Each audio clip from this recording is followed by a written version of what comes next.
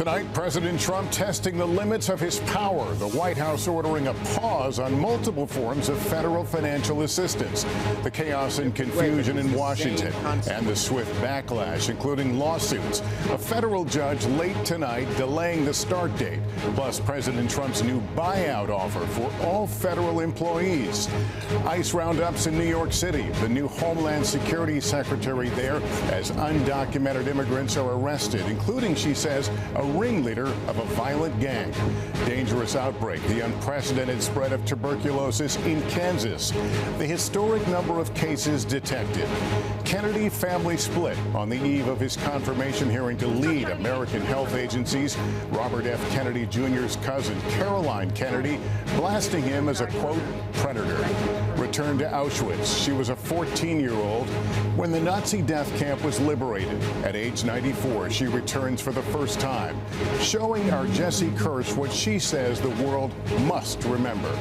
TikTok's newest suitors, the big tech execs who could be lining up to buy the popular app as the new deadline to avoid a shutdown nears. The Airbus A321 catching fire while preparing for flight. Plus the good news tonight for two beloved endangered manatees returning to the sea. This is NBC Nightly News with Lester Holt.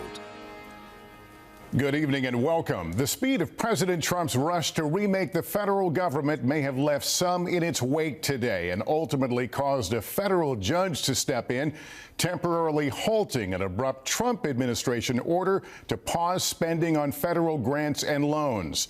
The order outlined in an early morning memo left many organizations that depend on federal funds, from nonprofits to state programs, confused and scrambling for some clarity. The White House stressing the spending pause would not apply to funds that are directly paid to individuals. The two-page memo from the Office of Management and Budget specifically calls out foreign aid and programs that tend to be favored on the political left.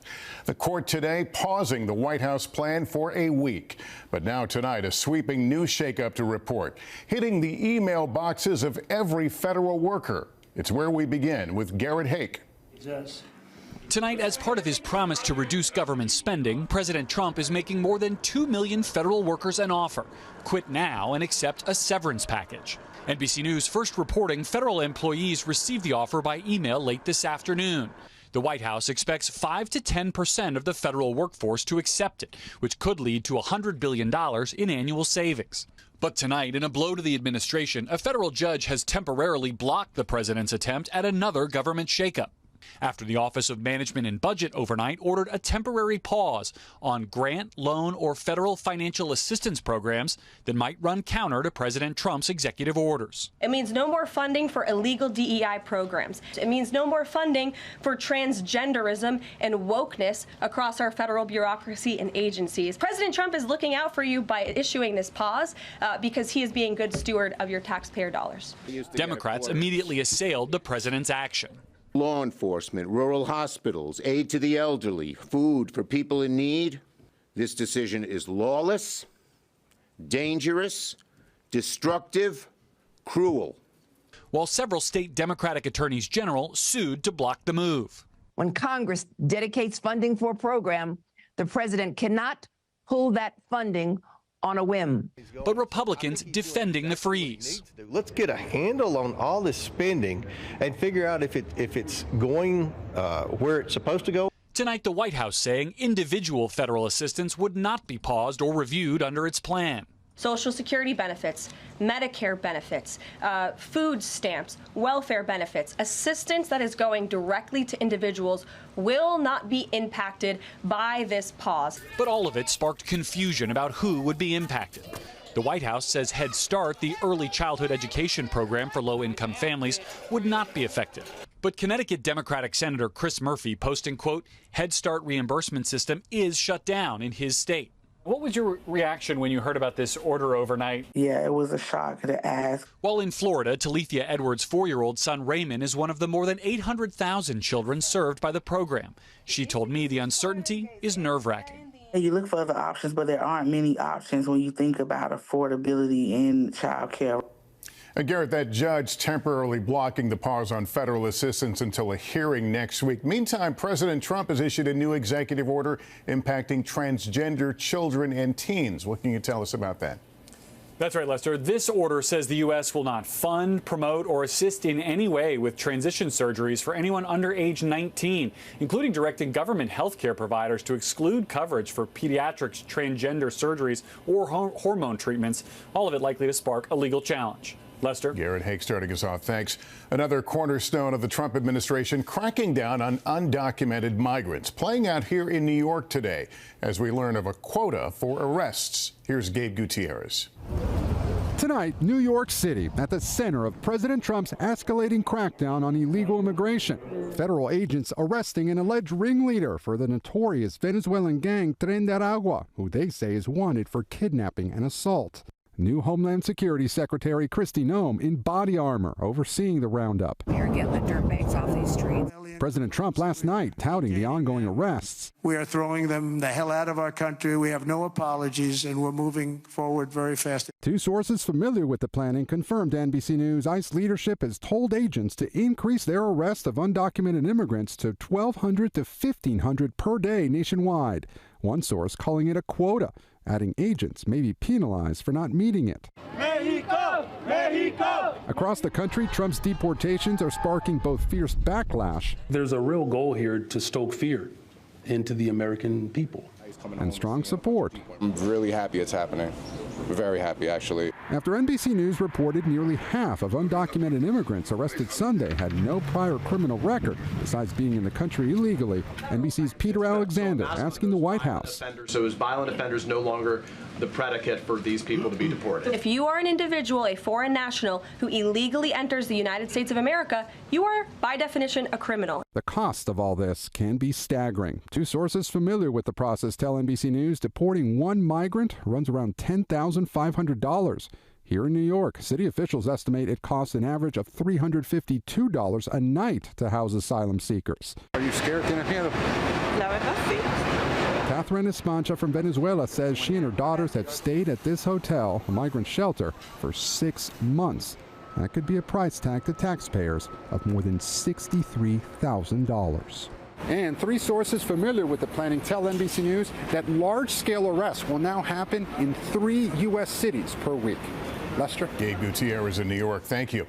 A troubling health alert to tell you about tonight, a tuberculosis outbreak that's been going on in Kansas with almost 150 people infected. We get more from Ann Thompson. A modern-day outbreak of an ancient disease, tuberculosis, a bacterial infection that affects the lungs, now in the Kansas City, Kansas area. State officials report 67 active cases in 2 counties and 79 latent cases where people are infected but not sick and can't spread it to others. There are 2 deaths associated with the outbreak, which health officials say started in January 2024. Though officials say the risk to the public remains very low, a state official told the Kansas Senate committee they are doing everything they can. We have and still have mobilized staff and resources addressing an unprecedented tuberculosis outbreak in one of our counties. Some of the patients are under the care of the University of Kansas Health System and Dr. Dana Hawkinson.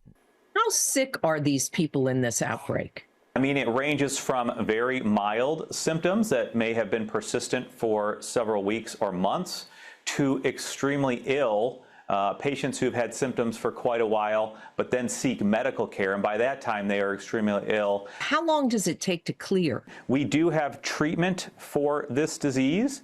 And typically the treatment lasts about 6 months. TB is an airborne disease spread when someone coughs or sneezes. Symptoms include coughing, chest pains, fever, and fatigue.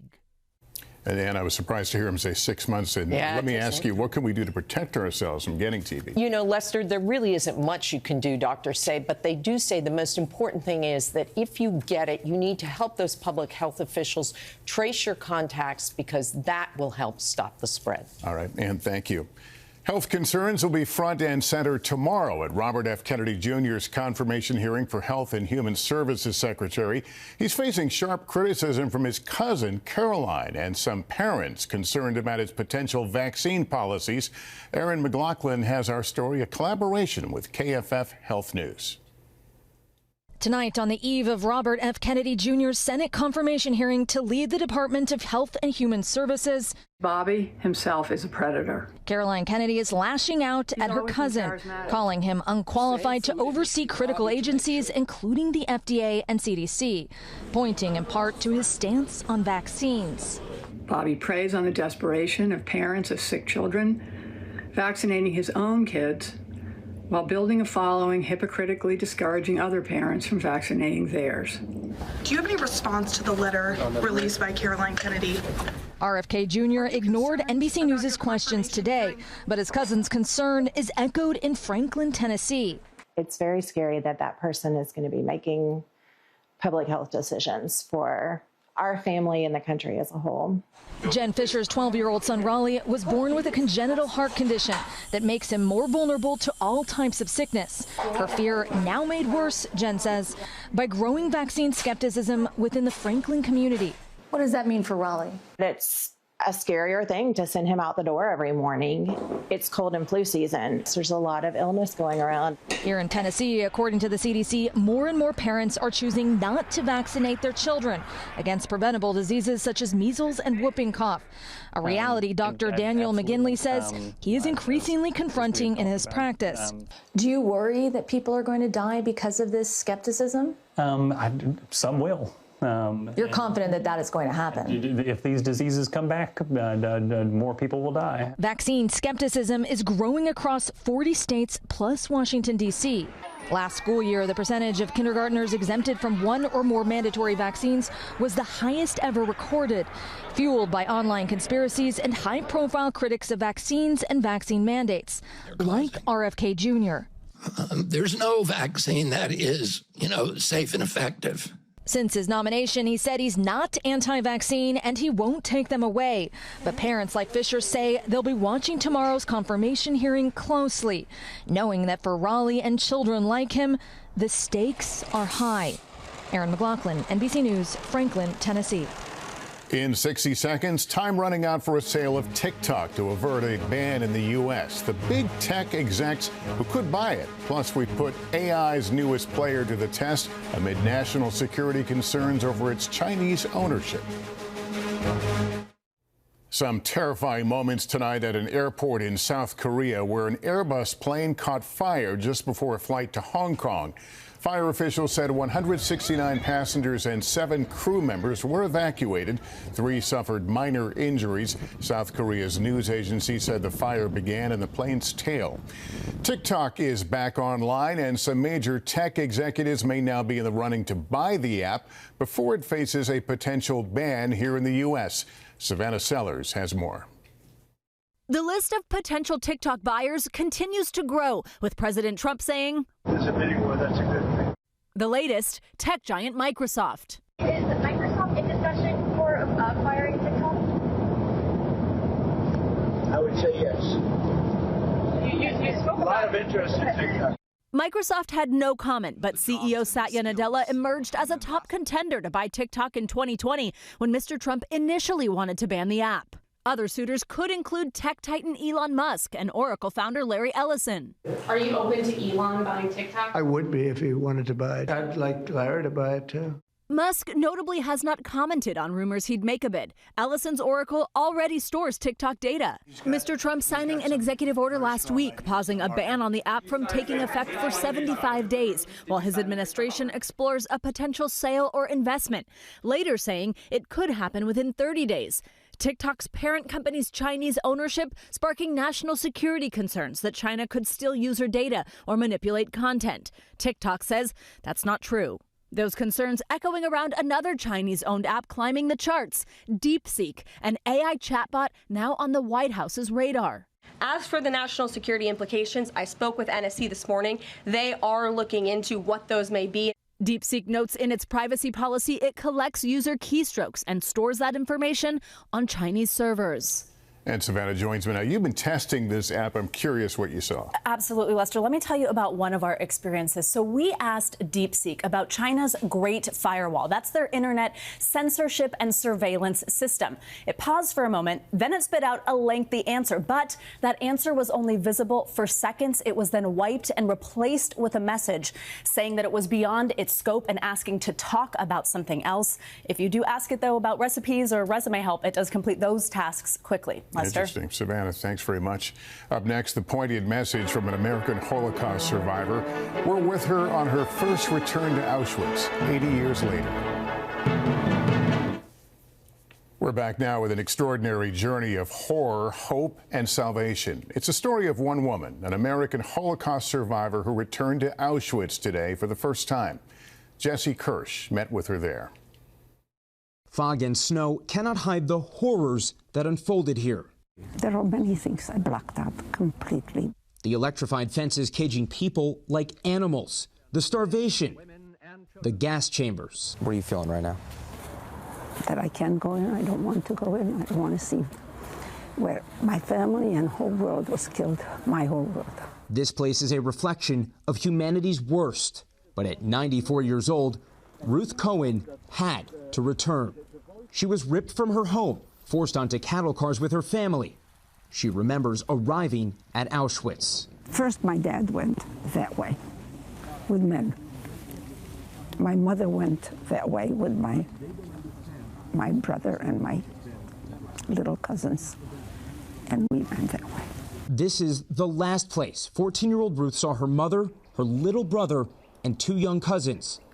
They were likely immediately gassed. It's awful and it's terrible. I didn't know about the gas chambers. I didn't know about the crematoria. Now that I know about it, it hurts even more. Ruth says she and her sister were sent to this blockhouse. They slept on a wooden plank. 6 of us slept this way. 6 of us slept that way. So there were 12 in one little area. Was your sister here with you? Yes. Did you sleep right next to each other? Yes. Every night? Yes. Having her there with you, did that help? I'm sure that it saved my life. She wants to take a photo here. You're smiling. I'm here, and Hitler lost. Ruth, her sister, and their father were eventually transferred to other concentration camps where they were liberated. What did this place take away from you? My life, until I got it back. Took my family, was only 1 year, 13 months, but it took a life away. They built a new life in America. Now she wants to make sure history does not repeat itself. Nobody is remembering what happened. So Ruth continues to share her story. I have to be a witness for the world that I went through the horrors. I survived. I made a life. I have children, wonderful children who are going to carry not my legacy, but my history. She's sharing that history today with her daughter, Barbara, who found her grandmother and namesake in this book of names. Just so real. I mean,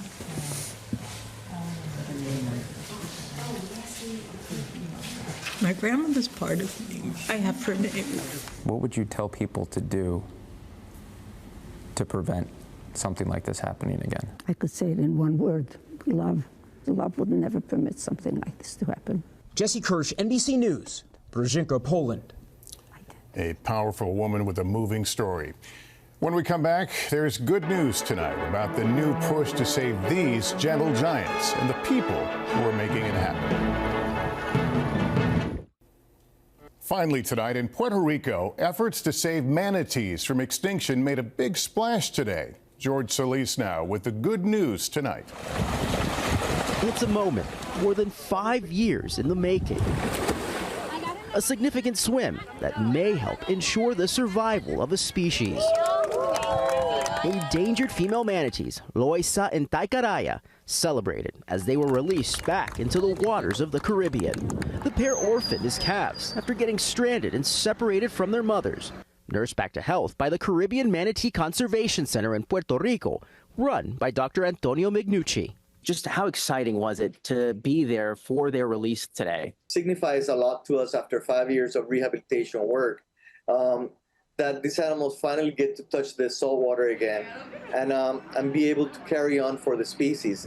What is most important is that they make their own living in the ocean. The gentle giants, a national mammal of the island, now a healthy 500+ pounds and part of a multi-group effort to protect and conserve the species, which has long been threatened by loss of habitat, boat strikes, and infection. There are about 13,000 manatees worldwide, including 500 to 700 in Puerto Rico. Dr. Magnucci says thanks to an army of volunteers, donors, and sponsors, the center has been able to rehabilitate and release 11 manatees. The center will keep tabs on Loaiza and Taikaraya for the next year with the help of special radio transmitters as they begin life back in the waters where they belong. George Solis, NBC News. And that is Nightly News for this Tuesday. Thank you for watching. I'm Lester Holt. Please take care of yourself and each other. Good night.